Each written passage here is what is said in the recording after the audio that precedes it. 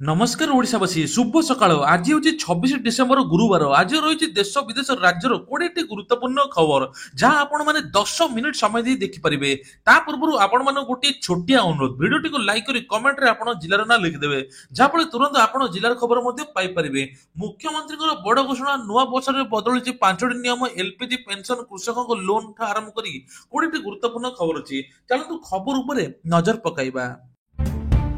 Number 1 2024 शेष होगा मात्र केटा दिन बाकी अच्छी जनवरी पहलू अनेक जिनस बदलुची वर्ष मास तारीख इत्यादि बदलवा सहित अनेक नियम परिवर्तन हो जनवरी बदल किसी नियम ता सहित सरकार भेटी अच्छी तेज जनवरी पहलू एलपीजी सिलिंडर मूल्य वृद्धि हो सहित जनवरी 1 एथर सरकार तरफ बड़ बेटी चाषी मान चाषी मान बंधक मुक्त ऋण देवे सरकार आ जीएसटी लगे पॉपकॉर्न रेट तेल डाली लुण सब रेट आगक बढ़ो कहुच्छी ता सहित कृषक मान खुशी खबर एथर कृषक को पीएम किसान फेब्रुआरी मासरे मिलने जाऊँगी 19तम किस्ती ईपीएफ टंका एथर एटीएम साहाय्य उठाई पारे सरकार तरफ बड़ घोषणा।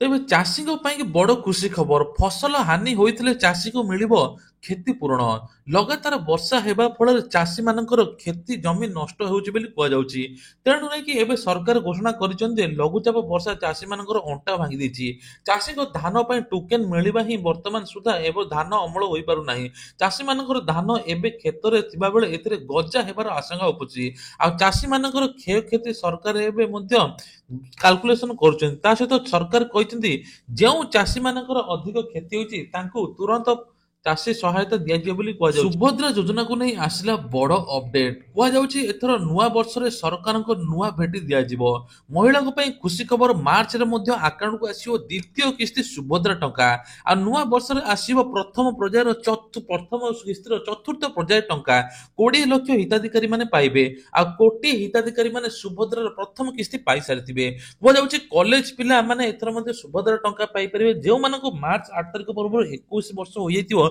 सेमाने मध्ये आवेदन करिपारिबे आ द्वितीय किस्तीरे मध्ये सेमाने पाइबे तो सरकार चेतावनी एथर आपण को मध्य सतर्क रहिया पड़िबो साइबर लुटेराटू किभली बर्तिबे तेबे कुआ जाउछि एथर 120 कोटी मोबाइल यूजर्स को एक बड़ चेतावनी जारी कराइछि सरकार भिन्न भिन्न नंबर कॉल आसुवा बे मोबाइल यूजर को सावधान मध्य करिसथि या पूर्व जदि आपण को 077 एवं +77 +89 +86 +87 जदि कॉल आसुछि तुरंत से कॉल नंबर को ब्लॉक करंतु बा सावधान होई जांतु तेणु एने कि आपण माने सोशल मीडिया एक्स रे मध्ये पोस्ट होईछि तेणु एथर कलर ट्यून रे मध्ये बाजु चेतावनी मासे साइबर लुटेरा किबळी ठकेई न करि परि से नै सरकार चिंता मध्ये करछथि पाखा पाखी 80 लाख नंबर मध्ये सरकार ब्लॉक कर दैछन जा फल रे आउ साइबर लुटेरा माति परिबे नाही तेणु जदि आपण सहित एभଳି किछि होछि आपण तुरंत 1930 कॉल कर निजर कंप्लेंट मध्ये जणाई परिबे। अल्लू अर्जुन को बड़ पदक्षेप पीड़ित परिवार को कोटी कोटी देला पुष्पा 2 तेबे कहु एथर हैदराबाद दला चकटार बद सृष्टि होता पुष्पा 2 बद खसी पारिना south action star Pushparaj Allu Arjun यही घटनार अल्लू अर्जुन दोष होती सिने प्रेमी यह अल्लू अर्जुन जेल रु जामिन पाइबा पर पचरा उचरा कर पुलिस यापर पुणी फेम अल्लू अर्जुन को एक बड़ पदक्षेप नहीं हैदराबाद दला चकटार प्राण हर एक महिला अमाउंट सहायता राशि देते पुष्पाराज तेबे कहु हैदराबाद प्राण हरिता महिला पुओ परिवार साहाय्य हाथ बढ़ाई पुष्पा 2 अल्लू अर्जुन फिल्म मेकर्स मिसी पीड़िता परिवार को 2 कोटी टका प्रदान नहीं घोषणा सुपरस्टार को बापा तथा पुष्पा 2 प्रयोजक अल्लू अरविंद तेज तेलंगाना राज्य फिल्म विकास निगम अध्यक्ष दिल राजू को 2 कोटी टका चेक प्रदान कर महंगा है सेकेंड हैंड कार तेज कहर सेकेंड हैंड कार जदि आपण मैंने किणवे 18% जीएसटी लगे कि सरकार तरफ बड़ घोषणा जहाँ साधारण ग्राहक को आश्चर्य करिछि तबे सेकेंड हैंड ब्रांड खाली पेट्रोल डीजेल नुहे बटम ईवी व्हीकल 18% जीएसटी लगे कहुच्छी मुख्यमंत्री जन अभियोग शुणाणी आगामी डिसेम्बर 30 तारिख में होगा जाऊँगी एही दिन यूनिट 5 स्थित भुवनेश्वर स्थित ମୁଖ୍ୟମନ୍ତ୍ରୀଙ୍କ ଅଭିଯୋଗ ପ୍ରକୋଷ୍ଠରେ ଜନସାଧାରଣଙ୍କ ବିଭିନ୍ନ ଅଭିଯୋଗ ଶୁଣାଣି କରିବେ। ତେବେ କୁହାଯାଉଛି ଯେଉଁମାନେ 25 ତାରିଖରେ ପଞ୍ଜୀକରଣ କରିଥିଲେ ପାଖାପାଖି 1000 ଜଣ ନିଜର ପରିଚୟ ପତ୍ର ଧରି ଅଭିଯୋଗ ପ୍ରକୋଷ୍ଠରେ ପହଞ୍ଚିବେ, ନିଜର ସମସ୍ୟା ଜଣାଇବେ ଆଉ ମୁଖ୍ୟମନ୍ତ୍ରୀ ମଧ୍ୟ ସମସ୍ୟାର ସମାଧାନ ମଧ୍ୟ କରିବେ। ନବୀନ ପଟ୍ଟନାୟକ ଭାରତ ରତ୍ନ ପାଇବା ଉଚିତ ଦାବି କଲେ କେନ୍ଦ୍ରମନ୍ତ୍ରୀ। ତେବେ ଓଡ଼ିଶାର ପୂର୍ବତନ ମୁଖ୍ୟମନ୍ତ୍ରୀ ନବୀନ ପଟ୍ଟନାୟକ ଭାରତ ରତ୍ନ ଦେବାକୁ ଦାବି କରିଛନ୍ତି କେନ୍ଦ୍ରମନ୍ତ୍ରୀ ଗିରିରାଜ ସ୍ୱାଇଁ। ତେବେ କୁହାଯାଉଛି ଯେ ସେହିପରି ବିହାରର ମୁଖ୍ୟମନ୍ତ୍ରୀ ନୀତିଶ କୁମାର ମଧ୍ୟ ଭାରତ ରତ୍ନ ପାଇଁ ଦାବି କରିଛନ୍ତି। ପୂର୍ବରୁ ଏହା ଦାବି ହୋଇଥିଲା ଯେ ପ୍ରଥମ ଥର ପାଇଁ ଭାରତୀୟ ଜନତା ପାର୍ଟି ନେତା ତଥା କେନ୍ଦ୍ରମନ୍ତ୍ରୀ ଗିରିରାଜ ସିଂ ଏହି ଦାବି ଉଠାଇଥିଲେ। କେନ୍ଦ୍ରମନ୍ତ୍ରୀ ଗିରିରାଜ ସିଂ ବୁଧବାର ଦିନ କହିଛନ୍ତି ଯେ ନୀତିଶ କୁମାର ଏବଂ ଓଡ଼ିଶାର ପୂର୍ବତନ ନବୀନ ପଟ୍ଟନାୟକଙ୍କୁ ଭାରତ ରତ୍ନ ଦିଆଯିବା ଉଚିତ। ଗିରଫ ହେବେ ଦିଲ୍ଲୀ ମୁଖ୍ୟମନ୍ତ୍ରୀ ଆତିଶ, ବଡ଼ ଦାବି କଲା କେଜରିୱାଲ। ତେବେ ଜାଣନ୍ତୁ, ପ୍ରଥମ ଥର ପାଇଁ ବୁଧବାର ଦିନ ଆମ୍ ଆଦମୀ ପାର୍ଟି ଜାତୀୟ ସଂଯୋଗ ତଥା ଦିଲ୍ଲୀର ପୂର୍ବତନ ମୁଖ୍ୟମନ୍ତ୍ରୀ ଅରବିନ୍ଦ କେଜରିୱାଲ ଭାଜପାକୁ କଡ଼ା ଟାର୍ଗେଟ କରିଛନ୍ତି। ଏହି ସମୟରେ ଦିଲ୍ଲୀ ସରକାରଙ୍କ ଯୋଜନାକୁ ବନ୍ଦ କରିବା ଅଭିଯୋଗ କରିଛନ୍ତି। ସେ କହିଛନ୍ତି ଯେ ଏକ ଜାଲ ମାମଲାରେ ମୁଖ୍ୟମନ୍ତ୍ରୀ ଆତିଶଙ୍କୁ ଗିରଫ କରାଯାଇପାରେ। କେଜରିୱାଲ କହିଛନ୍ତି ଭାଜପାର କୌଣସି କାହାଣୀ ନାହିଁ, ସେ 10 ବର୍ଷ ମଧ୍ୟରେ ଛି ଛି କରିନାହାନ୍ତି। ଯଦି ତାଙ୍କ ଭେଟ ଦିଆଯାଏ ତେବେ ସେ କଣ କରିବେ? କେବଳ କେଜରିୱାଲ ଏମିତି, କେଜରିୱାଲ ସେମିତି ତାହା ଜାରି ରଖିଛନ୍ତି। ସେମାନେ ଦୁର୍ବ୍ୟବହାର କରୁଛନ୍ତି ଏବଂ ତାଙ୍କର ସିଏମ ଚେହେରା ନାହିଁ, ଏଜେଣ୍ଟ ନାହିଁ, ପ୍ରାର୍ଥୀ ବି ନାହାନ୍ତି। ତେବେ ଏ ବି ପ୍ରଚାର କରୁଛି ଯେ ଆମେ ବିଦ୍ୟାଳୟ, ଡାକ୍ତରଖାନା, ବିଜୁଳି, ଜଳ, ବସ୍, ତୀର୍ଥଯାତ୍ରୀ ବସରେ ବିଷୟରେ କହୁଛୁ। ତେଣୁ ଆମେ କହୁଛୁ ଆମେ ଭୋଟ ଦିଅନ୍ତୁ। ତେଣୁ ସେ କହିଛନ୍ତି ଆମେ 2ଟି ଯୋଜନା ଘୋଷଣା କରିଛୁ, ନିର୍ବାଚନରେ ଜିତନ୍ତି ତେବେ କାର୍ଯ୍ୟକାରୀ ହେବ। ସୂତ୍ରରୁ ମିଳିଥିବା ସୂଚନା ଅନୁଯାୟୀ ନିକଟରେ ଇଡି, ସିବିଆଇ ଏବଂ ଆଇଟିଆଇ ବୈଠକ ଅନୁଷ୍ଠିତ ହୋଇଛି। ଖୁବ୍ ଶୀଘ୍ର ଆମର ସମସ୍ତ ନେତାଙ୍କ ଉପରେ ମଧ୍ୟ ଆକ୍ରମଣ କରିଯାଇପାରେ। ତେଣୁ ଆମେମାନେ ସୂଚନା ପାଇଛୁ ଯେ ପରିବହନ ବିଭାଗର ଏକ ଜାଲ କେସ୍ ଆତିଶଙ୍କ ବିରୋଧରେ ପ୍ରସ୍ତୁତ କରାଯାଉଛି। ତାଙ୍କୁ ଗିରଫ ନେଇ ଚର୍ଚ୍ଚା ମଧ୍ୟ ଉଠୁଛି। ଫ୍ଲିପକାର୍ଟ କର୍ମଚାରୀଙ୍କଠାରୁ 6 ଲକ୍ଷ ଲୁଟି ନେଲେ ଦୁର୍ବୃତ୍ତ। ତେବେ ଫ୍ଲିପକାର୍ଟରେ ଯେଉଁମାନେ ଚାକିରି କରୁଛନ୍ତି ସତର୍କ ହୋଇଯାନ୍ତୁ, ଲୁଟିର ଏକ ଟାର୍ଗେଟ ମଧ୍ୟ। ଗୋପବନ୍ଧୁପଲ୍ଲୀ ଇଣ୍ଡଷ୍ଟ୍ରିଆଲ ଅଞ୍ଚଳରେ ଏକ ଘଟଣା ଘଟିଛି। ଫ୍ଲିପକାର୍ଟ କର୍ମଚାରୀ ନିଜର ଟଙ୍କା କଲେକ୍ସନ କରି ଯାଉଥିଲେ, ସେହି ସମୟରେ ଏକ ଲୋକ ଆସି 6 ଲକ୍ଷ ଟଙ୍କା ଲୁଟି ନେଇଛନ୍ତି ଆଉ ସିସିଟିଭି କ୍ୟାମେରାରେ ମଧ୍ୟ ଯାଞ୍ଚ ଚାଲିଛି। ଜିରୋ ନାଇଟ୍କୁ ନେଇ ସରକାରଙ୍କ ତରଫରୁ ମଧ୍ୟ ବଡ଼ ଘୋଷଣା। ଏଣିକି ଜିରୋ ନାଇଟ୍ ସିସିଟିଭି କ୍ୟାମେରାରେ ରହିବ ସାରା ସହର, ସବୁଠି ଜିରୋ ନାଇଟ୍ ସେଲିବ୍ରେସନ। କିନ୍ତୁ ସେଲିବ୍ରେସନ 4 ଦିନ ପୂର୍ବରୁ ସରକାରୀ କଟକଣା। ଜିରୋ ନାଇଟ୍ ସେଲିବ୍ରେସନ ପାଇଁ ଆଇନ ବ୍ୟବସ୍ଥାକୁ କଡ଼ାକଡ଼ି କରିଛି ଓଡ଼ିଶା ପୋଲିସ। ସାରା ସିସିଟିଭି ନଜରରେ ରହିବ କୁହାଯାଉଛି। ଜିରୋ ନାଇଟ୍ ସେଲିବ୍ରେସନ ପାଇଁ ଜିରୋ ଟଲରାନ୍ସକୁ ଆପଣାଇବ ପୋଲିସ। ସେଲିବ୍ରେସନ କରିବା ପୂର୍ବରୁ ଅନୁମତି ମଧ୍ୟ ଆଣିବାକୁ ବାଧ୍ୟତାମୂଳକ କୁହାଯାଇଛି।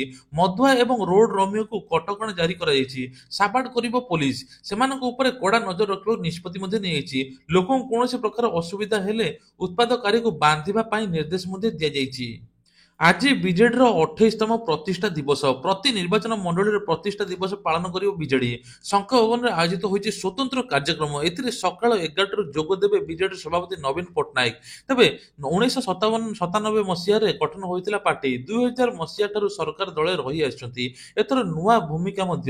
ତେବେ ଏବେ ଦଳରେ ଅନେକ ଆହ୍ୱାନ ରହିଛି। ପାର୍ଟିକୁ ମଜବୁତ କରିବା ପାଇଁ ଆହୁରି ଚଳଚଞ୍ଚଳ ମଧ୍ୟ ହେଉଛି। ବର୍ଷାକୁ ନେଇକି ଆଲର୍ଟ। କୁହାଯାଉଛି ଯେ ଆଉ ଗୋଟିଏ ଦିନ ରହିବ ବର୍ଷା। ରାଜ୍ୟରେ କିଛି କିଛି ସ୍ଥାନରେ ହାଲୁକାରୁ ମଧ୍ୟମ ଧରଣର ବର୍ଷା ହେବ ବୋଲି କୁହାଯାଉଛି। ଅନ୍ୟପକ୍ଷରେ ରାଜ୍ୟରେ କୁହୁଡ଼ି ପଡ଼ିବ। ଗୁରୁବାର ରାତିରୁ ଶୁକ୍ରବାର ପର୍ଯ୍ୟନ୍ତ କିଛି କିଛି ସ୍ଥାନରେ ବର୍ଷା ହେବ। ତାପରେ ବର୍ଷା ଛାଡ଼ିଯିବ, ପାଗ ଶୁଖିଲା ରହିବ ବୋଲି କୁହାଯାଉଛି। ଓଡ଼ିଶାକୁ ମିଳିଲା 455 କୋଟି। ଅର୍ଥ କମିଶନର ମଞ୍ଜୁର ପ୍ରଦାନ କଲେ କେନ୍ଦ୍ର ସରକାର। ତେବେ ପଞ୍ଚଦନ ଅର୍ଥ କମିଶନକୁ ମଞ୍ଜୁର ମିଳିଛି।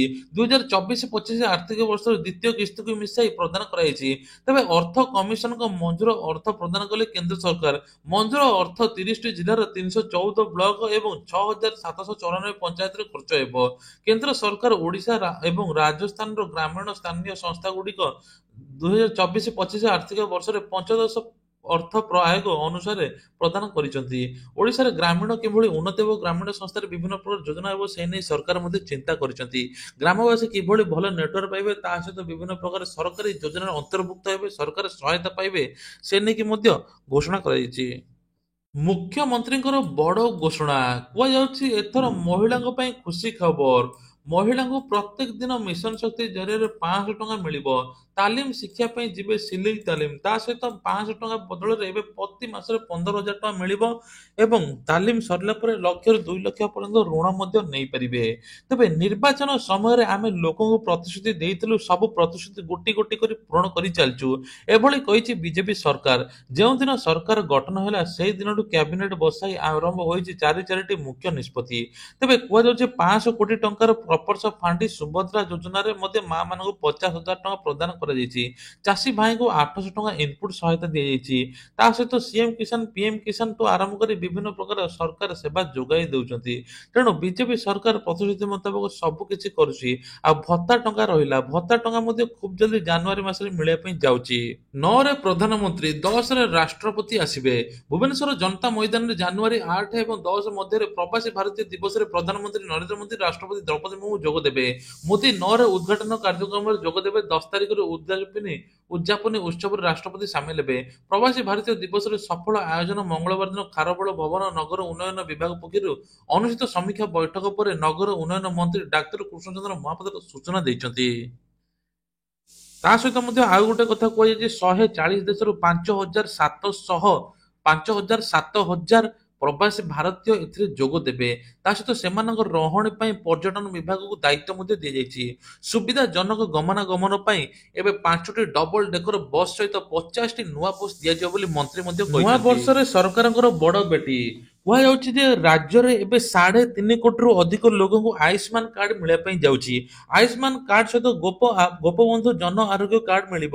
ଦୁଇଟି କାର୍ଡ ଗୋଟିଏରେ କାମ କରିବ। କୁହାଯାଉଛି ପୁରୁଷଙ୍କ ପାଇଁ 5 ଲକ୍ଷ ସ୍ୱାସ୍ଥ୍ୟ ବୀମା ଏବଂ ମହିଳାଙ୍କ ପାଇଁ 10 ଲକ୍ଷ ସ୍ୱାସ୍ଥ୍ୟ ବୀମା ରହିଛି। ପୂର୍ବରୁ କାର୍ଡରେ 957 ହସ୍ପିଟାଲରେ ଚିକିତ୍ସା ସୁବିଧା ମିଳୁଥିଲା, କିନ୍ତୁ ଏଥର ସାରା ଦେଶରେ 27,000ରୁ ଅଧିକ ମେଡିକାଲ ସୁବିଧା ମିଳିବ ବୋଲି ସରକାର ତରଫରୁ ମଧ୍ୟ ଘୋଷଣା କରାଯାଉଛି। ରାସନ କାର୍ଡ ନେଇକି ବଡ ଅପଡେଟ। ଏଣିକି ରାସନ କାର୍ଡରେ ମିଳିବା ପାଇଁ ଯାଉଛି ଗହମ। ତା ସହିତ ରାସନ କାର୍ଡରେ 1,000 ଟଙ୍କା ମଧ୍ୟ ମିଳିବ ବୋଲି ସରକାର ତରଫରୁ ମଧ୍ୟ ଘୋଷଣା କରାଯାଇଛି। ଯେଉଁମାନଙ୍କର ରାସନ କାର୍ଡ ଅଛି ସେମାନଙ୍କୁ 1,000 ଟଙ୍କା ସରକାର ଯୋଗାଇ ଦେବେ। ଏନେଇ କେନ୍ଦ୍ର ସରକାର ତରଫରୁ ମଧ୍ୟ ବଡ ଘୋଷଣା। ତା ସହିତ ଯେଉଁମାନେ ଇକେୱାଇସି କରିନାହାନ୍ତି ତୁରନ୍ତ କରିନିଅନ୍ତୁ। ଓଡ଼ିଶାରେ ପାଖାପାଖି 55 ଲକ୍ଷର ଏପର୍ଯ୍ୟନ୍ତ ଇକେୱାଇସି ହୋଇନି। ତୁରନ୍ତ ଆସିକି ଇକେୱାଇସି କରିଦିଅନ୍ତୁ, ଯାହାଫଳରେ ଆପଣଙ୍କ ରାସନ କାର୍ଡ ନହେଲେ କଟିଯିବ ବୋଲି କୁହାଯାଉଛି। ତେବେ ପୂର୍ବ ହିତାଧିକାରୀ ମାନେ ପାଖାପାଖି ଦେଶରେ 6 କୋଟି ରାସନ କାର୍ଡ କଟିଥିଲା। ପୂର୍ବ ହିତାଧିକାରୀ ମାନେ କିଛି ଲୋକ ଅଯୋଗ୍ୟ ଥାଇ ମଧ୍ୟ ହାତେଇଥିଲେ। ତା ସହିତ ମୃତ ବ୍ୟକ୍ତିଙ୍କର ରାସନ କାର୍ଡ ମଧ୍ୟ ଚାଲୁଥିଲା ଏବଂ ଠକେଇ ମଧ୍ୟ ସାମ୍ନା ଆସୁଥିଲା, କିନ୍ତୁ ଆଉ ସେସବୁ ହେବ ନାହିଁ। ନୂଆ ବର୍ଷରେ ଗ୍ରାହକଙ୍କୁ କରିବ ହନ୍ତସନ୍ତ। ଏଣିକି ବିଜୁଳି ଦର ବଢିବ ବୋଲି ସରକାର ତରଫରୁ ମଧ୍ୟ ବଡ ଘୋଷଣା ହେଇଛି।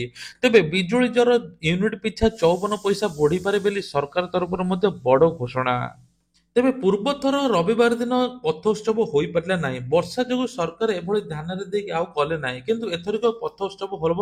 ନାଚ ଗୀତ ସ୍କେଟିଂ ଠୁ ଆରମ୍ଭ କରି ବିଭିନ୍ନ ପ୍ରକାର କମ୍ପିଟିସନ ହେବ। ତା ସହିତ ବଡ ବଡ ରାଜ୍ୟ ମାନଙ୍କରେ ଏବେ ଏସବୁ ହଉଛି, କିନ୍ତୁ ଓଡିଶାରେ ବିଭିନ୍ନ ଜିଲ୍ଲା ମାନଙ୍କରେ ମଧ୍ୟ ହେବ, ପୁରୀରେ ହେବ, ଭୁବନେଶ୍ୱରରେ ହେବ। କିନ୍ତୁ ଏବେ ପ୍ରଥମେ ଭୁବନେଶ୍ୱରରେ ପଥୋତ୍ସବ ହେବ ବୋଲି କୁହାଯାଉଛି, ଯାହା ଫଳରେ ବିଦେଶରୁ ଆସୁଥିବା ଲୋକମାନଙ୍କୁ ଆକୃଷ୍ଟ କରିବ ବୋଲି ସରକାର ତରଫରୁ ମଧ୍ୟ ବଡ ବଡ ଘୋଷଣା କରାଯାଇଛି। ତା ସହିତ ଆଉ ଗୋଟେ ବଡ ଖବର, ଏଥର ସ୍କୁଲ ଛାତ୍ରଛାତ୍ରୀଙ୍କୁ ମିଳିବ 5,000 ଟଙ୍କା। ମାଧୋସିଂ ଯୋଜନା ନାଁରେ ଛାତ୍ରଛାତ୍ରୀ ଉପକୃତ ହେବେ। ପାଖାପାଖି 3.5 ଲକ୍ଷ ଜନଜାତି ଅନୁସୂଚିତ ଜାତି 5,000 ଟଙ୍କା ପାଇବେ ବୋଲି ସରକାର ମଧ୍ୟ ଘୋଷଣା କରିଛନ୍ତି।